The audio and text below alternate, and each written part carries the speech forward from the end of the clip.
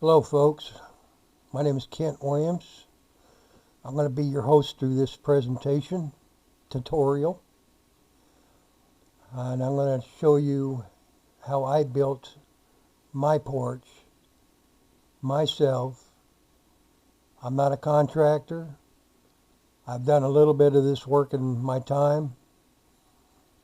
I'm 65 years old, so I have piddled, but I've never got into the building as a trade, so I'm just an average homeowner that could build it yourself and save a lot of money. If I had a contractor do this, it would have cost me 3 times as much, because I checked with some. Okay, this porch here, I got about $5,000 invested into doing the block, to doing the concrete floor, to buying all the lumber, the 6x6s, all my 2x10s, 2x8s, 2x6s, all the bolts, everything, metal, the whole 9 yards. And I got about $5,000 invested. Okay, and if I was going to have a contractor do it for me, I was looking at $10,000–$15,000 easy to get it done. So I'm going to show you step by step on how I did it, how I built this porch. And if you like the design, that's great. You could do the same thing. But this here is 12 foot wide by 77 foot long. It had a gable in the front, so I built onto a gable to the front. Okay, and I'll show you how to connect it all together, leak free. Let's move on. This video is comprised of thumbnail pictures of a porch I built on a double wide mobile home with extended gable and a cinder block stem wall and concrete floor.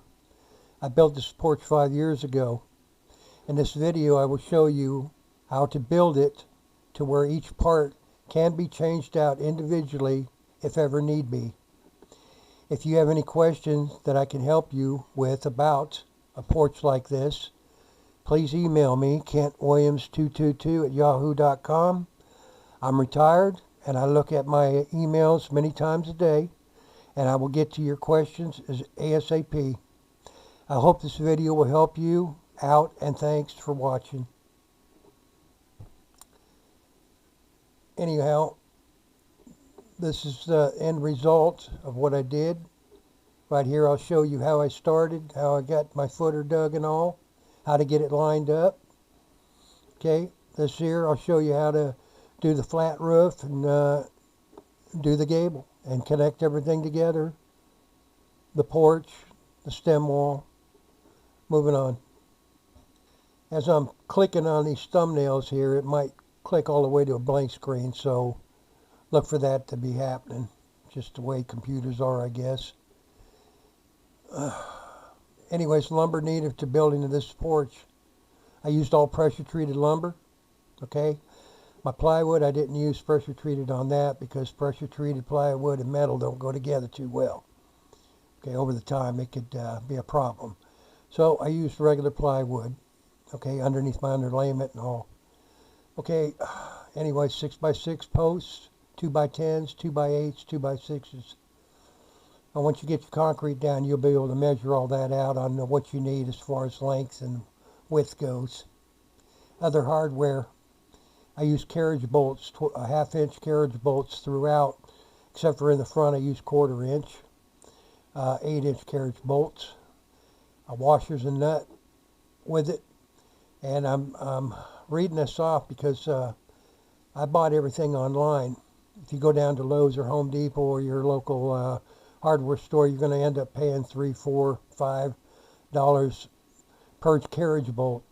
Okay, so when you do it online there, you're going to find it a carriage bolt 8–10 inches long for $1.25, and that has the washer and the nut with it. Okay, So you can buy it in bulk that way. There's websites on there where you don't have to buy a real large bulk. You can just buy what you need. But so that's the way to go with that.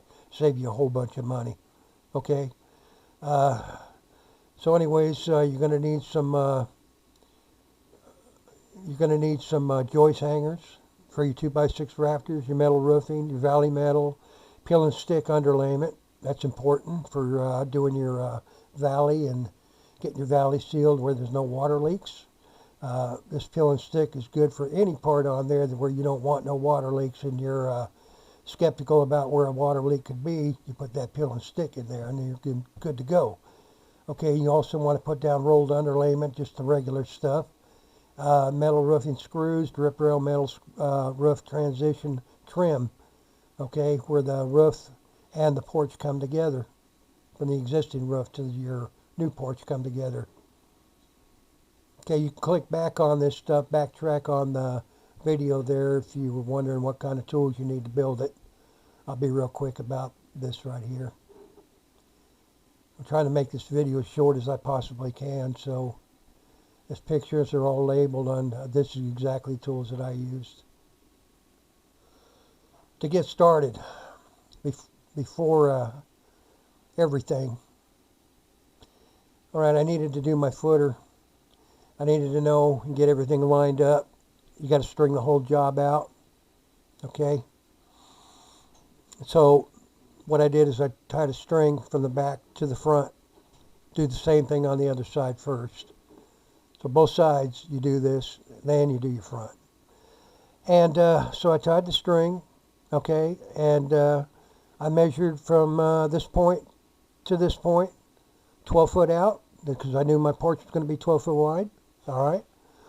And when I put a stake in the ground. Then what I did is I didn't pull this string real tight. I just made sure that it didn't sag. But I pulled it tight enough to where it could just barely touch the building there. So that gave me that straight edge. Then I tied it off to the stake. So do that on both sides first. Once you've done that, then you tie a string all the way down from this post to that other post. Use a good stout post or stake. Okay. Preferably a 2x4, because that string that you got down the front there, you're going to want to pull that tight because that's 77 foot. But anyways, that's going to be your layout for digging your footer there. Okay, and you got everything in line. Okay, I went 4 block high on this job. Okay, so I had to know how far down I was going to be digging for my footer to be. Okay, so I measured my block. My 4 block stacked up was 32 inches. Okay, then a 2x6 I knew I was going to have below that. Okay, so a 2x6 is actually 5.5 inches, so I added 5.5 inches on the 2x6, so that brought me up to 37.5 inches from 32. Okay, and then I knew that the mortar that I'd be putting down from my block was going to be a 1/2 inch thickness in between each block, plus underneath the block on the concrete footer, it was going to be a 2-inch slap down there to mount my block down there. So I came up with actually 39.5 inches overall. Okay, so let's move on. So I knew that from the bottom of this trim board that I'm going to show you, I had to dig a hole down from that bottom of that trim down 39.5 inches. And then when I laid my 2x6 in there, then when I laid my 4 block on the top of that 2x6, but just on the top edge, then I came all the way up 2 inches below that strip. So that made up for knowing that I was going to put that 1/2 inch mortar down in between the block. You know, when you're doing a block job, that's what you do. You put about a good 1/2 inch of mortar, slap it down all around the block, and then you set your neck blocks, and you know how that goes. Everybody knows that, I'm pretty sure. But anyways, so that's how I did that. That's how I got this figure. In this picture here, I measured from the bottom of here because I knew this is where my block was going to be. I'm trying to be quick about this. So, and measured down the 39.5, then went and put my 2x6s in there. I set my block, 4 block on top of this here. It came 2 inches below that. So that way when the mud is all the way to the very top of here, because I set that block on top of here, so when you're putting it on that concrete footer, it's going to be the same. So maybe a little bit different, but not by maybe a hair of an inch or whatever. But anyhow, and that way when you put your mud down there, that brought it up a little bit. You put your mud on there, it brought it up, and then your block will end up coming up right to there. See my mouse going every which way there. I'm trying to find myself in here.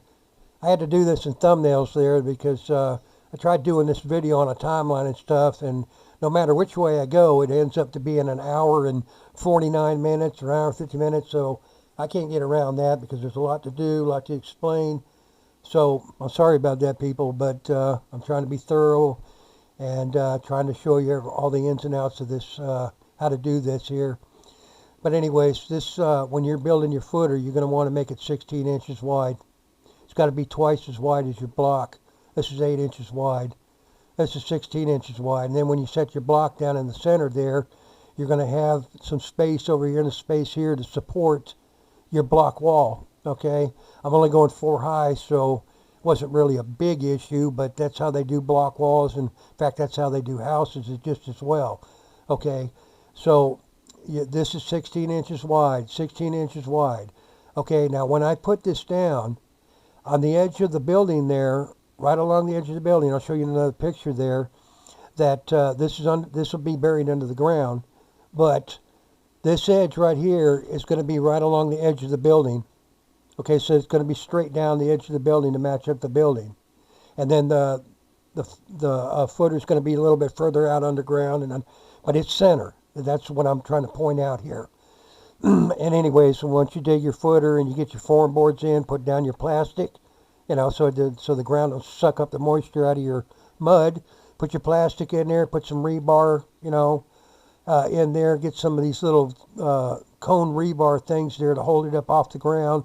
I just ran one strip because it's such a small wall. But anyways, and then you pour your footer, and once you're done with your footer, these boards right here was just to hold the footer together, but those all had to come off after I got done pouring the footer. Moving on. Okay, this is come along.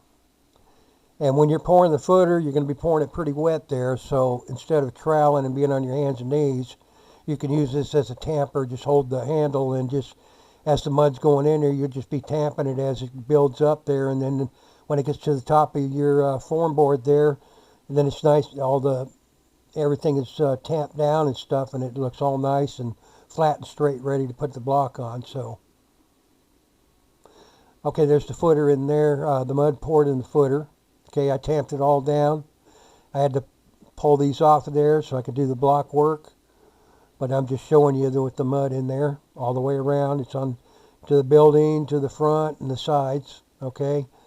Now, tell them to bring the mud loose, because that way when you're pouring this, it'll flow easy and a lot less work. It'll set up. It just takes a little while longer. Concrete dries from the inside out, but that's the way you're going to want to do that there. Okay, so a lot of this stuff here, I'm not going to try to explain it full-fledged all the way out, but you'll know as you're going along, as you're putting it together, even as not being a contractor and stuff, you'll know just by doing it. I'm just going to point things out. Anyways, this is a lentil block or a header block.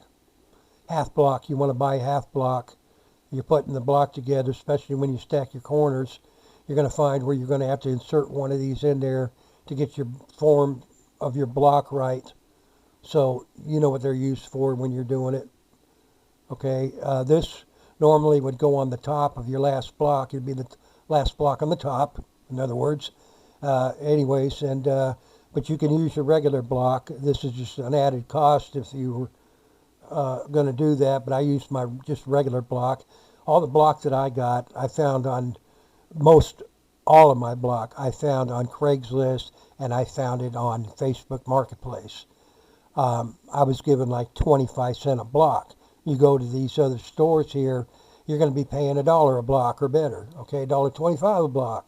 So I kept an eyeball out for all my block and just anything I could find before I even got started on this here, because I knew I was going to be building a porch. So you might want to keep that in mind, to look on the Facebook Marketplace and Craigslist, and anybody locally that's got extra block to whatever, or even if it's used block, as long as it ain't all busted up, and even if it's old, as long as it ain't all busted up, it'll still do the job. It's still good block. Okay, so that'll save you a lot of money there, instead of just going and, because it took 560 plus blocks to do just the stem wall alone on here, so you want to cut them costs if you can. Moving on. This is what I was talking about as far as that ½ inch between when you're slapping your mortar down. So just say that was your first block on your footer, on the concrete footer. You're going to slap down mud about this thick, okay? Now, use a water hose close to it there. You want to try to keep this mud wet even after you slap it down. You also want to dip your brick, if you can, in a wheelbarrow there that's got water there, just so it don't suck the moisture out of your mortar. It'll hold together a lot stronger. But if you're a block layer, you know what you're doing. And this is where your half block comes in right here. For instance, see, he's got a half block right here for this opening, just to get the design right. So that's how that is. But it's going to be a ½ inch, ½ inch, ½ inch, ½ inch on the bottom there, so it'll bring it up to where you need your block to be. So consider that in your measurements, like I showed you before. So, okay, you go around the whole job there and get your first row of block all the way around connected on your footer. Then you want to come back to your corners, and you want to stack your corners first, okay? This is just to keep everything in line, and it just makes it a lot easier to do your whole block job all the way around. Okay, so what I mean by stacking is, just say this is the whole row. Then you're going to have to take a couple of block and get this right here. Now this is where you may throw in a half block here to move it up. Okay, but he's got a half block down here on the bottom. Okay, but anyhow, that's how you would do that. And I had 4, so 1, 2, 3, 4. So you're going to build like a little pyramid like this here. And that way, as you're going along, you can put your string in here and pull it with your block string things, and pull it all the way down to the next block. And you got 77 foot long to deal with along the building and in the front there, so you want to keep that line tight. So doing it this way here, you can pull the line as tight as you need to be to get some, sag out of the middle and all that. So it's the best to build your corners up like this first, and then go off of that throughout your whole job. Okay, I stacked mine. This is 4 block high. I got about 1.5 blocks down in the ground, down there where the footer is. I just want to show you here, like I said, when I put these down in the center there, all right, the edge of the building was out here. So when I was able to put these down, when I put them in the center, that edge came right there. So the footer was out actually here. So it's supporting it here and on the other side in here, okay? That same goes with the front there. This is my 12-foot mark out here. We're cut off and went this way here. But anyways, this is just straight in line with the building here, okay? There's your block line in here, and to pull it tight, that's how you do that. Like I said, straight along the building here, set center. These blocks are in the center on that footer. So you see how I got it lined up there? Well, this other way.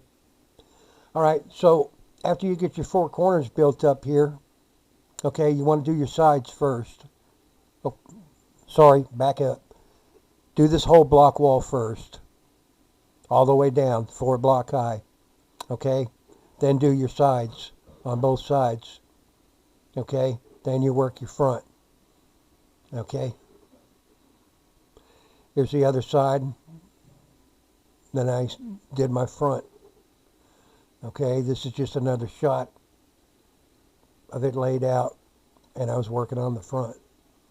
Got to get the dirt in after everything's done on the block. We tamped it, we watered it down. We did layer by layer, tamped it, watered it down, got it all the way to the very top. That's with all the dirt in it. It sat out there about 2 weeks like that. Got a few storms. So it rained on it. Was able to pack it even better. But that's the end result of the dirt being in there. And then the concrete went in. Okay. When I did this footer, okay, I measured from the bottom, and I had that 39.5 inches. Out here, I went lower because I was allowing for a 2-inch drop. Okay, that's for the water to be able to run off whenever it rains or whatever. It just gets so far in and it would run off. So this is about 2-inch deeper hole over here than what I had over here. Okay, so what I did is when I got here, I had to just kind of taper it off as I was going just to try to match that up. So it's not so much that the footer is what it is and digging and the perfection of that. It's putting your form boards down, okay? Because your form boards is the top of your footer. So you're going to be measuring basically off of the top of your form boards. So you got your string running across here. So you measure that down. So when your form board got down to here, and you were able to measure off to that string right there, then you had the 2 inches more that you needed down here. And that's the way you do all the way around. So anyways, I'm just letting you know that this is tapered off. This is not straight across. It's tapered off with a 2-inch drop. Forming it up. Okay? You can see I got that drop. Here's these are 2x8s. These are 2x4s that I got braced against there. Here's the edge there. I got the 2x8 up there. That where the concrete's going to come right to that edge, just to cover that edge all the way down. And then when the concrete's poured, it's going to be all the way to this edge right here. Now, in this picture here, just so I didn't have a straight flat edge, what I did is I put 1x2s in here on the sides. On the sides, all the way down, and all the way down the other side. And then I screwed these, I measured this down about a good 2 inches or so. Then I screwed these on to the 1x2s. Okay? That was to give it a lip, so that way when the mud goes down in here, it goes down over the block, and then it gives it a lot different look, a lot better look. I got another picture to show you that. But anyways, and once you get that all formed, you're going to be laying plastic and wire and stuff in here. Just to make sure that your plastic's not hanging over the cells. Okay, cut your wire to right on the edge of the block all the way down, and everything's good. Okay, moving on. That's what I was talking about there when I had the 1x2 under there, the 2x8. When I took everything off of there, see how it hangs over right here? Instead of it being flat, this looks a lot nicer, so that's the way that turns out right there. And that way when you stucco or whatever you're going to do down here, you got a 1 inch, you know, to hide, play with, or whatever, to put whatever you're going to put on your wall there. So, as I was talking about putting your plastic and your wire in, okay, throw some rebar in there if you got it. But that's how you do that. And then that way they can pour the mud over the top and be able to pull that wire up, and you're good. Okay, with all the wire and everything down in there, this is a picture before, but this is diesel fuel that I got here. I had a couple of guys pour this up here because I can't do it. I'm just too old for it. Anyhow, so it's all down and they're getting ready to pour. So what you want to do is you want to take that diesel fuel and slush it against the inside of the board. What that does is it keeps the mud from sticking, the concrete from sticking to the board, because I was going to use these boards up top as well. So diesel fuel is clean to use. It doesn't really stain the wood or anything, so that's what I used. Okay, and on top of that, get yourself an electric vibrator, so when they're pouring it, you can use a vibrator against the wood. You can use it on the inside and whatever. And what it does is it takes the slew of the mud and it more or less shakes the rock away from the edge right there somewhat, and it'll just give you a lot better finish. Okay, so run a vibrator right in here as they're pouring the mud when they get away from you, and also on the outside, and the finish would be so much better on the outside all along the edge. So You want to do that, otherwise you're going to have some serious potholes in your finished edge here that you'll have to repair. So get a vibrator. That's the best thing to use. This is an electric one. I do think they make them in gas too, but electric one's just a lot better, easier to use. They're pretty powerful and they do a great job. All right, this is how the slab is finished before I pulled the boards off there. You don't have to use any expansion joint along the edge of your mobile home here, okay? Because if it ever rots out, then you're going to have a big old gap there, so you don't want to do that. They use expansion joint on sidewalks and stuff, and you see that big gap, that's where it rotted out. So use this plastic as an expansion joint, because the concrete doesn't stick to this, okay?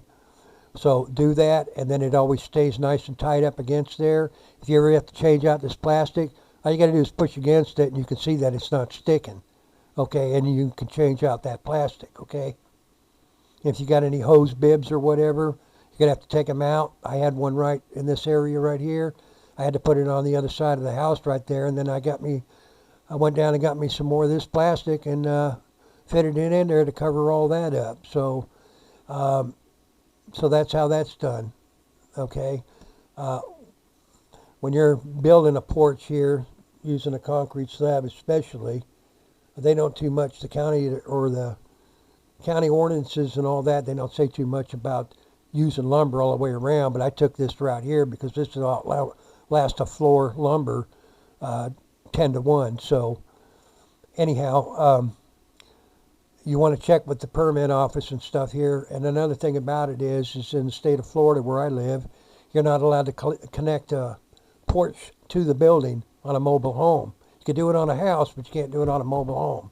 Okay, so you have to make it a freestanding mobile home. So I took that into consideration as well, as far as the stability of this and having that roof up here and all the weight and whatever.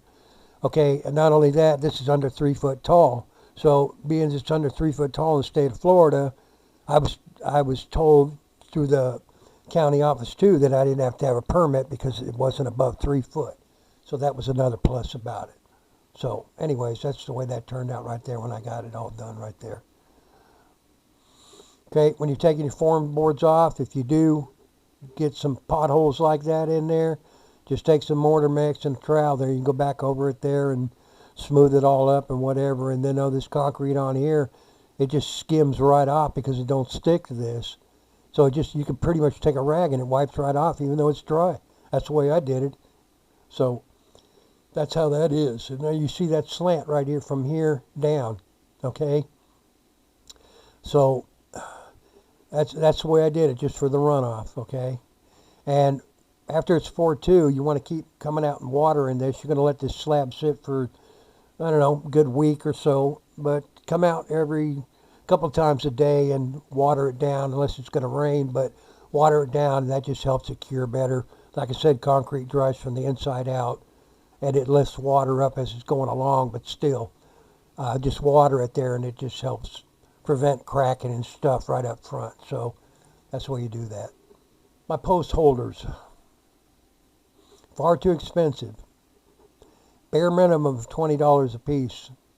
Couldn't use those, concrete's already done. This is a top mount where you screw it down. No good, too flimsy. Okay, so I needed 18 of them, $20 a piece, $360. Now that's just a bare minimum cost. Okay, and I'm talking back in 2017. This is 2022, so they're more expensive, I'm sure. So I was looking at $360. So I found a guy on Craigslist. Like I said, I'd look around Craigslist for block and everything else. I found this guy that had this hot dip galvanized steel bars, 8 foot long bars. He wanted $50 a piece for them. Okay, I was able to get 16 of them out of each bar. Okay, and I had to use 2 on each post, but it's still far cheaper than this. Okay, so I was able to cut these up and get them in there. These are 1/4 inch thick. Okay, and 6 inches by 6 inches. So that's what I use for my post holders. And the way that I done this is far cheaper or far stronger than this ever thought of being. They make other ones that are a lot more fancier, but they're far more expensive. So this is the route that I took, and this will last forever right here. Okay, these are Redhead wedge anchors. These are the better ones of the bunch that I've seen. I recommend you use these. These are pretty good ones. And anyways, they explain themselves of what they're for, but you drill a hole in your concrete there. You know you're going to have that 1/4 inch of plate on there. So anyways, you want to dig, you're basically looking at from this point down, because you know you're going to be tightening that up. So you sort of adjust the nut, measure how far you're going to put them down, so they'll all be roughly the same, just to measure your drill bit. And you get a hammer drill. Sorry, people. You get a hammer drill and you drill down into the concrete, and this is what you set them with. Okay, here's an example of one that's down. I got these plates going this way because they wouldn't fit in here. Okay, but what I did is I put the post where it needed to be. I set these down. I marked it with a pin on the concrete there through the holes. Took them back up. Drilled my holes down in there. Blew it out with the air compressor. The dust from the concrete. Put them down in there. Bolted it down. And then I ran my carriage bolt through this 6x6. Just took my drill bit on another drill and a wood bit and drilled through, come out the other side, blew it dust out, slid it in there, bolted it up.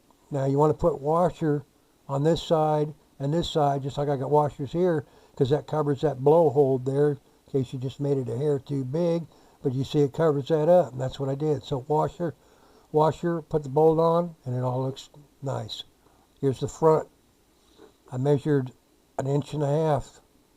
I did them all the way down the front like that. I measured it 1.5 inches, set my post up against that, okay, drilled it out, and bolted them up.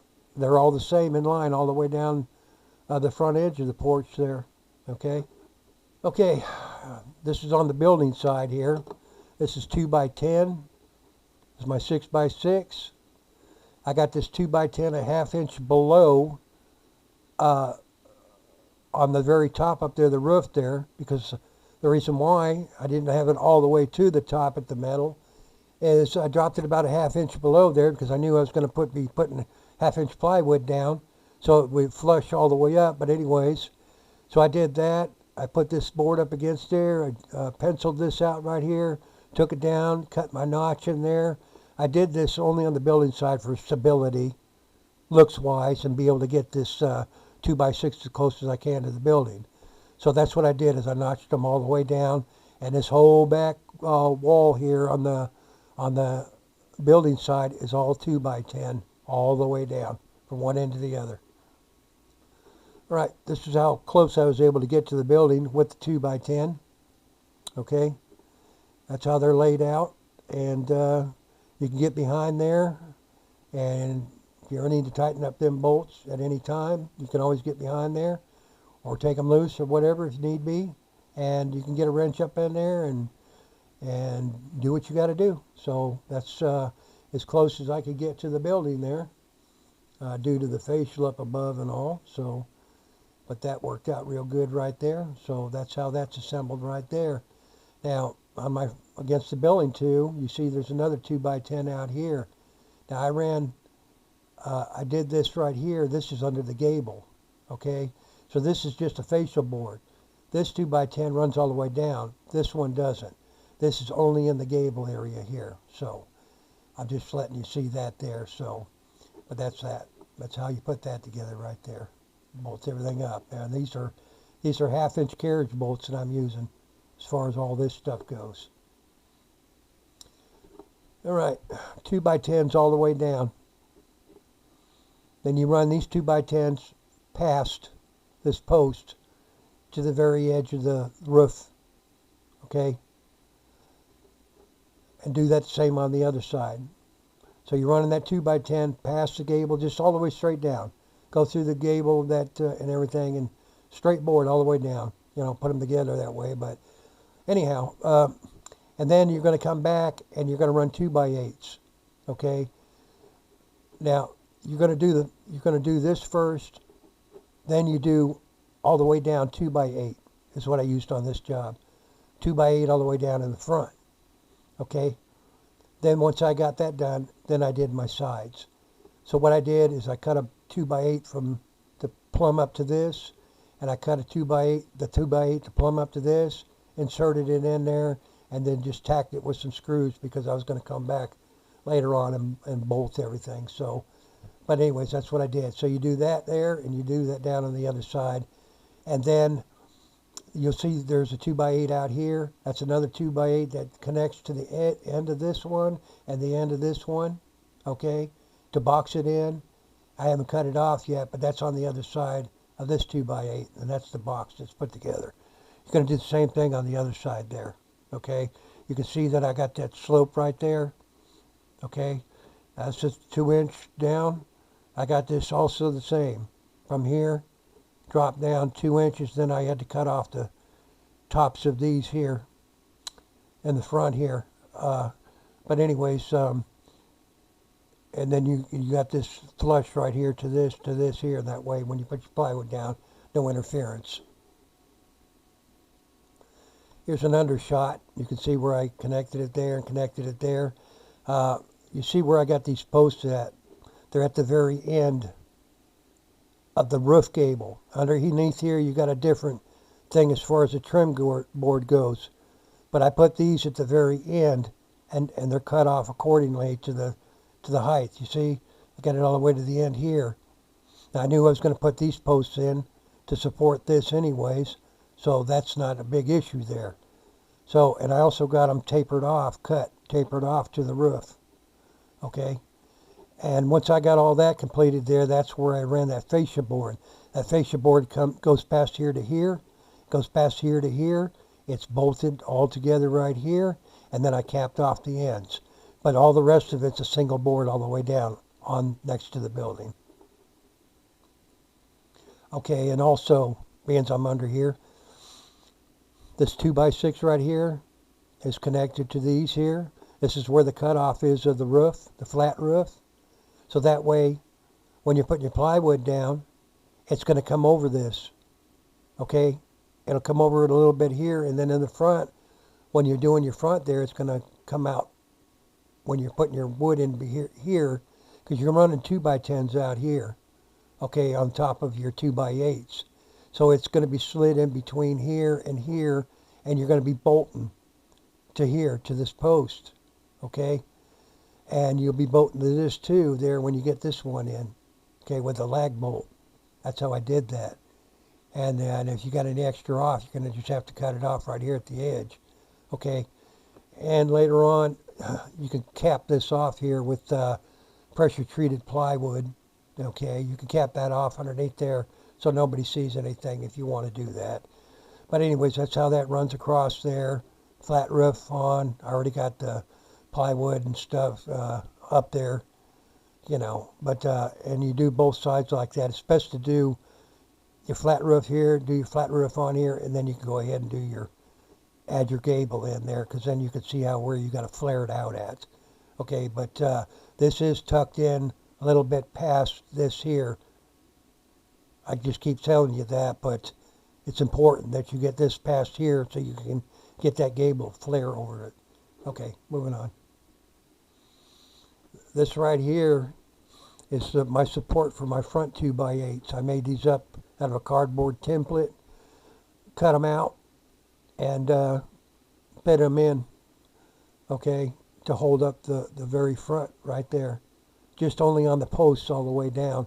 I didn't do the sides, but just the front post like this. And I bolted them in from back here, one bolt in, and then I got some 1/4-inch lag bolts that I put in here with the washer and the nut and tighten it all up. I'll show you another picture. Here's what I'm talking about. I got them up there. Everything's nice and square with this here all the way down. And I screwed them in, these two boards coming together, so I put them in the center there, and I lagged them in, and tightened everything up, cut them off, and it would all look real nice. But that's how that's done right there. This is 48-inch centers, okay? No 12 or 16. This is 48. Lumber's or plywood's 48 by 8 foot. So one piece of plywood, then a half of one, or one piece of plywood and a half of one, or whichever direction. But that's how I did that there, okay? But this is 2 by 6. There's my joist hangers for the 2 by 6. Okay, and I just measured everything 48 inches all the way down. Did both sides like that, and even under the gable, 48, 48, 48. So that's that. So that's how all that assembly goes together there. Here's where I was talking about boxing it in, where the 2 by 10 came out. Okay, then I ran 2 by 8s. These are 2 by 8s right here. Both of these are. This one on the outside. And then I took some angle iron to support the end. I got it screwed to there, but I still bolted those ends for stability. Okay, so that's how both ends, they're exactly the match on both sides. You see how I got this post set in off of the edge there. That was able to do that. Okay, I knew I was going to do this anyhow, so I could have put it all the way to the edge, but I don't need my angle iron down there to be hanging too far off, so it pretty much ends up doing it like this regardless. So this is how you box it in and extend it out. And it's right there to that edge of that soffit right there. So it matches the rest of the building. But that's how that's done. Here's the front assembly. Made the corner. This is all screwed into this here, right here, and bolted up. Same assembly there, made your corner. I don't know what the measurement is out here, but couldn't tell you. It's been 5 years ago since I built it, but that's how that looks on the front. So you see that 2 by 10 is running all the way down. Okay, and when I got done with that, I put this design inside here first. Okay, but I ran a 4 by 6 in here, bolted it to, framed it out all the way to where it's a ½ inch below the roof right there. So when I put my plywood on, it all flushes up. Okay, and then I did the front, same way, bolted it up. I held that up there and screwed those there temporarily so I could draw my line to get that angle cut. And then I had to get a pencil and draw these out on the back there, and took it all down, cut it all out, put it back up, and fit all nice. And then I took a piece of angle iron, because I was running a 4 by 6 all the way down this way. And so I cut it to the width, and I did that on the front as well. And that way I blew some holes through there. And when I set that down there, I was able to lag bolt it in. And so that's what holds that. And then that 4 by 6 comes right to the edge, straight down. So it all looks good. That's how you do that. And you can see how I got the posts in here. I got 2 posts going on. I got that holding that one main board. And then I got that to hold the facial board. Same way with the on the other side, bolted up. So it's all holding together with this here. I have no problems with sags or anything in this distance. Never have, even to this day, from 5 years ago. So that's how you do that. Now you can cap this off on the bottom too there, just to make it look all nice. But you'll want to cap it on the top just to keep the birds out and making bird nests. So that's how that is. Okay, moving on. Here. All right, this is after it's done on both sides here. Okay, where I made my cuts and put it all together. That's just 2 different pictures, but just showing you a front view here. Okay, like I said, I capped it off. Both sides are the same. There's my cuts, come all the way out. You want to keep that to where you got a smooth transition of that plywood over that. Okay, so you want to look out for that when you're doing that. You can go back to these pictures and take a look. You know, no guesswork. You look at these pictures and you pretty much got the lowdown on what you got to do. Okay, just another picture here. There's just the assembly. The front's the same assembly, pretty much. Okay, 4 by 6, tighten it all up, plywood down. This is what it looks like. Okay, here's your front gable that you're putting together. You got your 2x8s running along all the way down the front. Okay, then you want to get your other front going on there, so you're putting your extenders on there as you're going along. Okay, and everything's with a level. They're right on the money all the way down. That's what you'll do.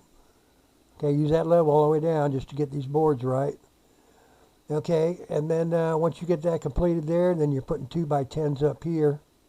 Okay, and just fasten it like I did on the front. Fasten it up there with the screw there. Get your speed square or a square, whatever, and pull it down through there and get a straight line cut. So where that butts up nice at that angle.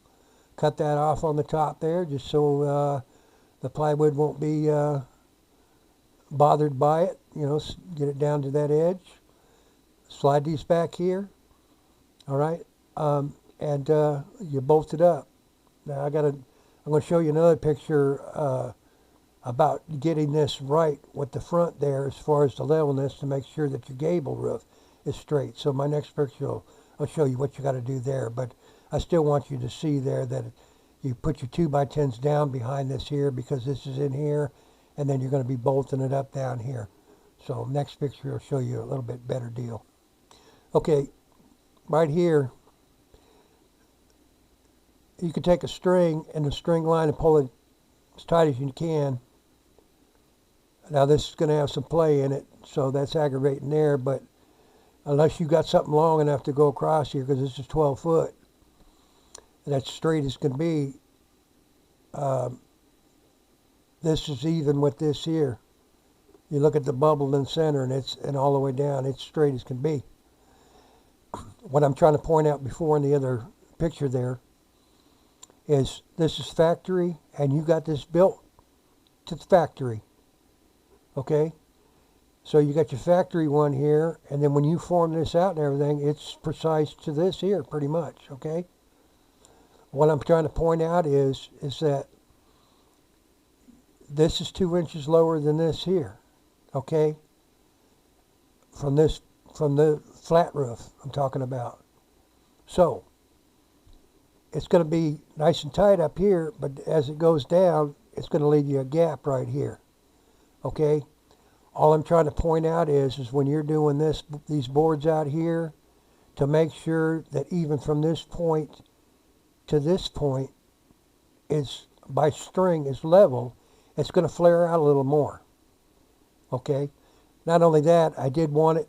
This is like 18 foot in here across this gable. I also got this one out here at 20 foot because that's what I wanted for an opening right there. Okay. So that's another reason why you're going to be pulling this up a little bit more. But all I'm trying to point out here is this is nice and level. And if you want it level all the way down, you're going to have a line on there or a board or whatever. It's going to take a couple people to help you. But as you're pushing this up, you'll see where it's level. And as you're going down, it's level. It's level, level. Okay? And that's where you want to tack it, right there. That way you know you got that side level and you got the other side level. Okay, so that way when you put your plywood down and your metal roof, everything looks nice and plumb and the way it's supposed to look. Okay, so I'm just letting you know about that. It's a little aggravating when you're doing that there, but you'll get it. If I could do it, you could do it. I'm getting down to the nitty-gritty, people here. Okay?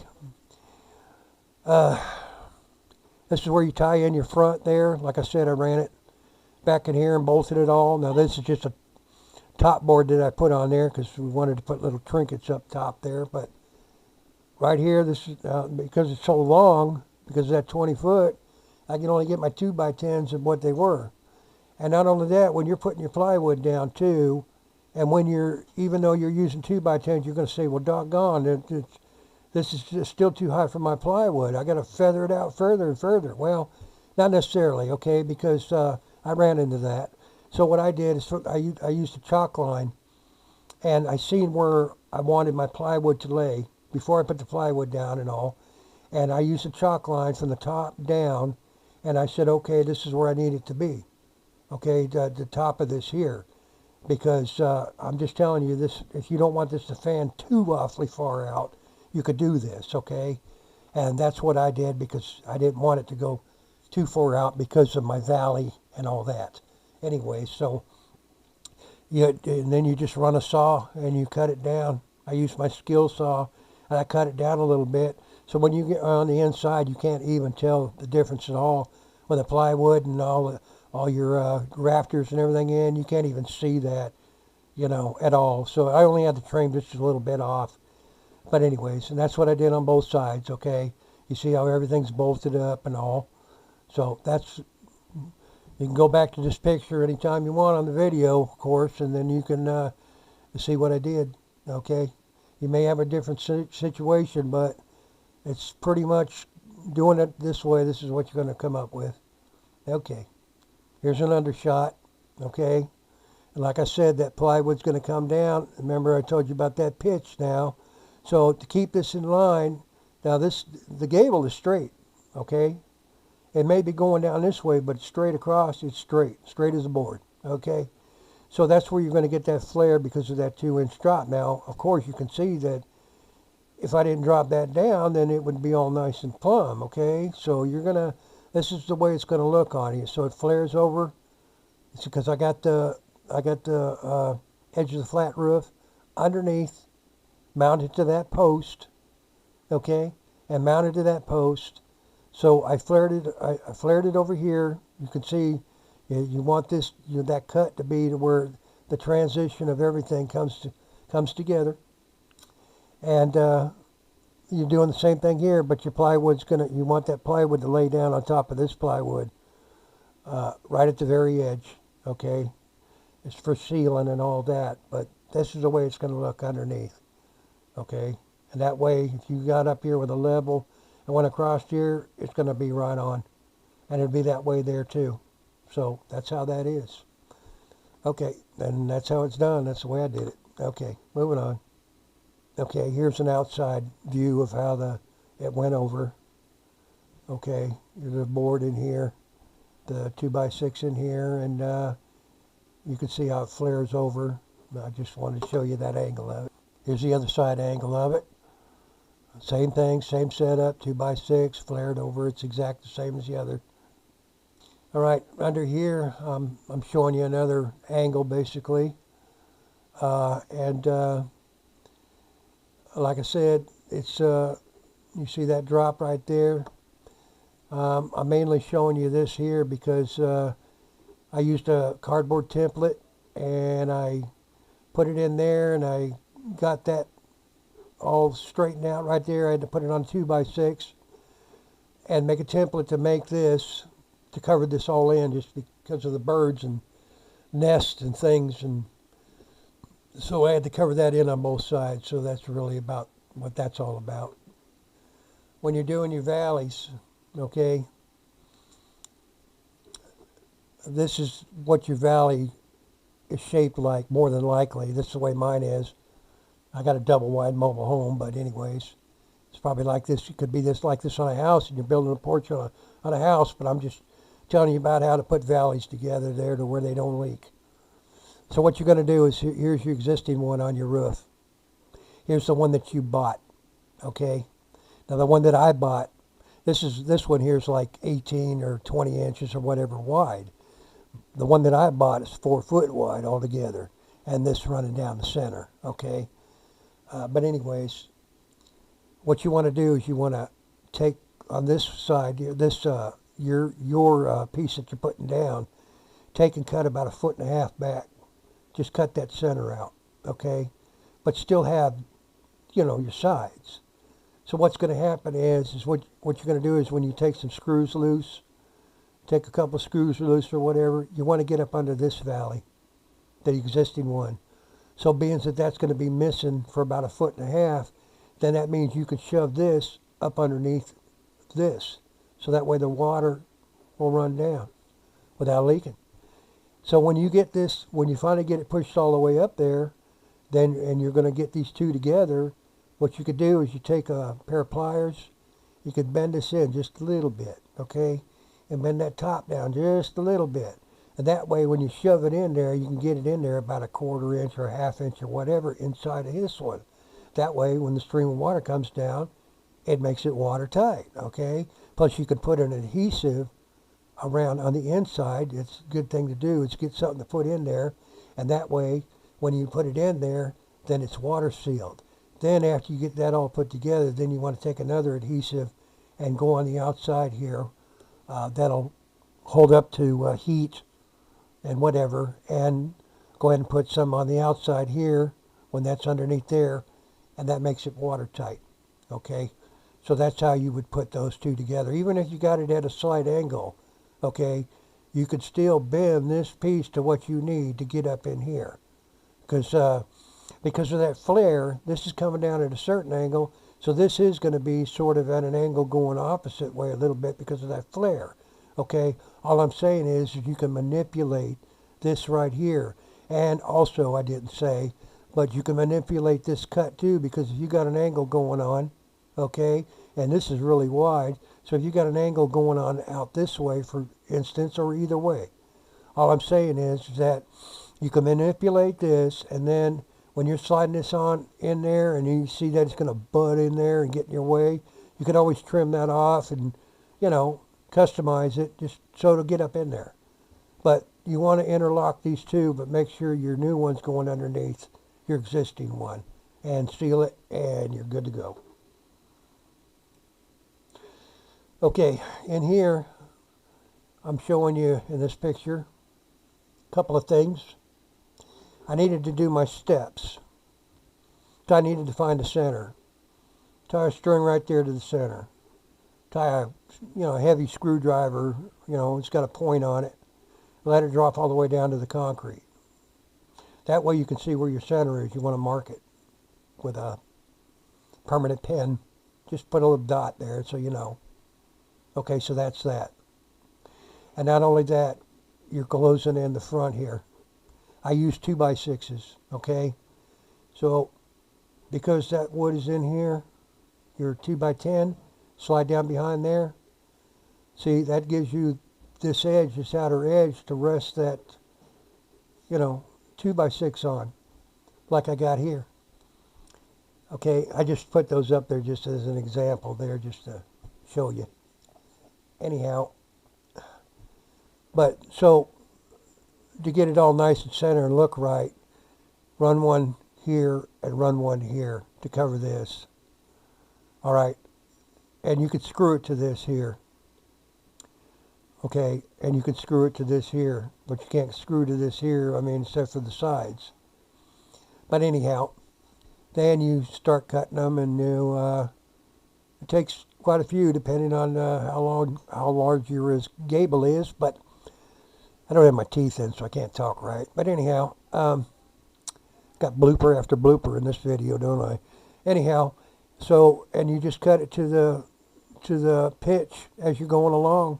Just use a pencil and do it, and have somebody down below cut it for you real quick. Throw it back up there and go ahead and do it. When you're up on your ladder, if that's convenient for you. But anyways, that's that there. Okay, so then once you get all that done, you got that dot there. You want to measure from that dot over.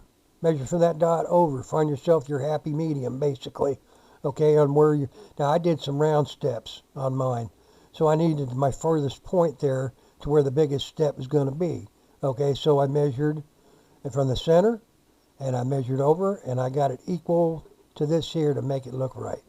So, and then once I done that, then I took my level, held it straight up and down, marked it, okay, marked it down here, marked it down here. I didn't pull a line, but I did that because of my bottom block right here that I was getting ready to put in, my wood block, in order to form it out. So, moving on. If you got any questions, people, I got my email on here. You can email me, and I'll answer your questions. I'm on this all the time. I look at my emails many times a day, so I'll get back to you. But if you got any questions about this porch or one that you're building, just drop me a line, drop me a picture with it if it's your porch, and I'll give you my input on it, see if I can help you out. Okay, moving on. All right, but anyways, here's the front with the 2x6s all in there. Okay, and then I still got to fasten this down here, but I got them all screwed up underneath this drip rail right here. So when I screw the drip rail down, you can't even see those screws. If you ever have to take them out, you just undo the screws on the drip rail, undo the screw up there, pop them out. You know, it's that easy. So this whole porch is made to where each board is bolted individually to a degree, to where all you do is, if anything goes wrong anywheres, even the posts, like even the posts, you know, you just put a jack down here or a piece of board under here just to hold support, but you got two here, but anywhere else, I'm just saying, and you can change out your posts to anything on here. That's the way that it's all put together. Okay. So like I said, I found my center point, marked it, and then I made my marks over here. So I had to put the wood blocks in there. This is masonite. Buy it at Home Depot or Lowe's. Okay. You're going to want to put some rebar down in here. I put some in here and drilled and jammed it in there. Plus I put stake rebar all the way around. I hammered about an 8-foot piece all the way down, so it was in there. It's way down in there, so it ain't going nowhere. But anyways, so I marked it, and I put my block, formed this one, then I measured. Use your level on here, okay, to get this to the bottom, right? Use your level on here from this to the bottom, okay, and so on, all the way around. And you screw those to the block there, to your cinder block, and you're going to have to pre-drill it, you know, with a concrete bit in order to get those in there. That's the way you had to do with your 1x2s and stuff as well. But anyhow, and then you get this all laid out like this, and you're getting ready for the concrete. Move on, turn out of it, and that's what you do. You just get that concrete in there. I've got to back up on a picture for you here. I think I jumped one. I think this is important. But anyhow, there you get your mud in there. Now you're going to use that concrete vibrator. You're not going to move this around with a shovel, so this is real tight mud. So use that vibrator and get it going, you know, all the way around. Once that bottom's in, then you're going to stack that in there, still use that vibrator, and so on. And then you got to pull these stakes out. So, okay, those are a trick to get out, but just hit them around with a hammer and stuff, pull them up, and then just fill in the holes, and you got that done. All right, here's that peeling stick. Peeling stick, this was 79 and some change, and this is like 120 and some change. 197-foot roll, 120-foot roll. Okay, you want to use this stuff. Stick it down on your plywood. Stick it in between the gable, on the plywood underneath on the plywood on the existing roof. Get it up underneath there, 1.5 foot, because this is 3 foot wide. Seal this in around there. Okay.